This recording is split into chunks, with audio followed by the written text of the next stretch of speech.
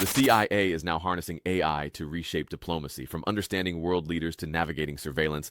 This isn't fiction, it's real-world AI dope. All right, so we're all kind of fascinated by how tech is changing everything, right? Well, get this. The CIA is going all in on AI. It's like something out of a spy movie, but it's real, and it's happening now. Yeah, it is pretty wild how an organization that's like all about secrets is suddenly embracing the latest tech. The New York Times article we're looking at today, well, it says the CIA is actually using AI chatbots, like to simulate convos with world leaders. AI chatbots talking to world leaders. Yeah. Whoa. It sounds like they're trying to write the script before the meeting even happens. Right. But seriously, what's the strategy here? Well, think about it. For the CIA, understanding foreign leaders, like their motivations and how they might react in different situations, it's like mission critical for them. Traditionally, they would have relied on like painstaking research and reports from operatives on the ground. It's a really slow process.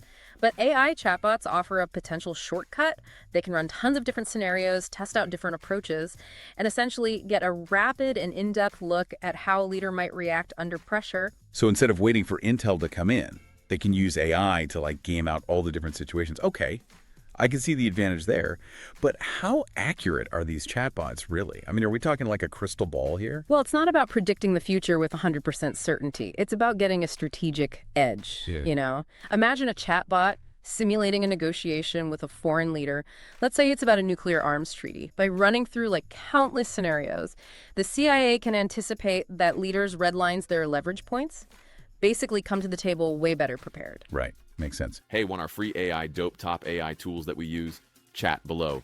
It's our live Google Sheets packed with over 100 killer tools, video, music, photos, AI voices, productivity, script writing, YouTube hacks, captions, the works. Always growing. Live Google Sheet. Always free. AI dope top AI tools that we use. Download and chat below. Back to the show. But this isn't just about spy games, right? The article talks about this competition with China in the tech world. Exactly. We got to see this in the bigger picture. AI is the redefining technology for global power in this century. And China has been making massive strides in AI research and development. So for the US and the CIA, by extension, adopting AI is crucial for staying competitive on the world stage. So it's almost like a technological arms race. Whoever masters AI first has a huge advantage. But the CIA is known for being a little old school. How are they adapting to this fast-paced tech world? They're making some big changes, actually. For one thing, they brought in their first ever chief technology officer, Nan Mulchandani. He comes from the tech world. And his job is basically to shake things up, make the CIA more attractive to Silicon Valley talent. So they're trading trench coats for hoodies. Yeah. I'm picturing Mark Zuckerberg walking around CIA headquarters. But seriously, what kind of changes is this new CTO making? Well, one of the first things Mr. Mulchandani did was completely redo his office. He walked into this cramped, dimly lit space and was just like, nope, we're gutting this. They remodeled a whole floor to create this open, collaborative environment. The article even calls it Silicon Valley on the 7th floor. Okay, I have to admit, that's a pretty funny image. But it's also a powerful symbol, right? It shows that the CIA is serious about changing its culture to compete in the AI race. But what does all this mean for someone like me, or anyone listening, who isn't a spy? This isn't just about the CIA. It's a sign that AI is shaping our world in ways we might not even realize. And if an organization as traditionally secretive as the CIA is embracing it, that tells you something about how important this tech is becoming, Yeah, it really does. It underscores that. We're at a tipping point. AI isn't just some futuristic concept anymore. It's here. It's impacting everything, from global politics to your everyday life. Okay, so how is AI going to affect my everyday life? I mean, I'm not exactly negotiating nuclear treaties over here. Right, haha. Well, it's not always about those big headline-grabbing events, AI is already in so many parts of our lives. Think about the recommendations you get on streaming services, or the personalized ads you see online, or the navigation apps you use. All that is powered by AI. And as this technology keeps evolving, those everyday applications are only going to get more and more sophisticated.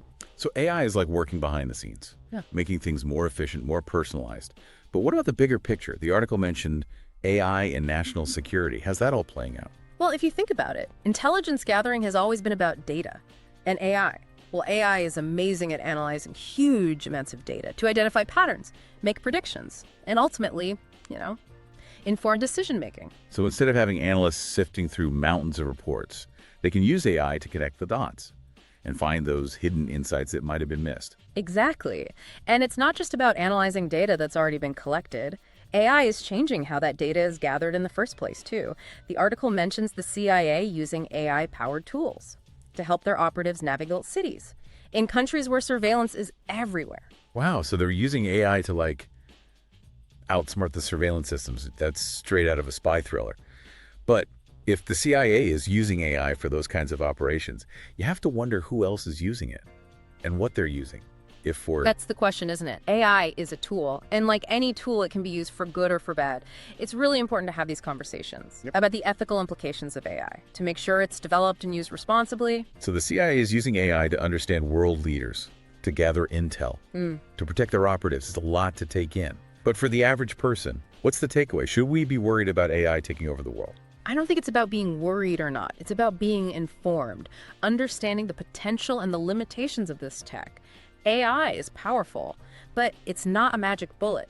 It still needs human oversight, critical thinking, and ethical considerations. So instead of fearing AI, we should be focusing on learning about it, understanding how it works, and how it's going to impact our lives. Exactly. The more we understand about AI, the better equipped we'll be to navigate the changes it's bringing and to make sure those changes are positive.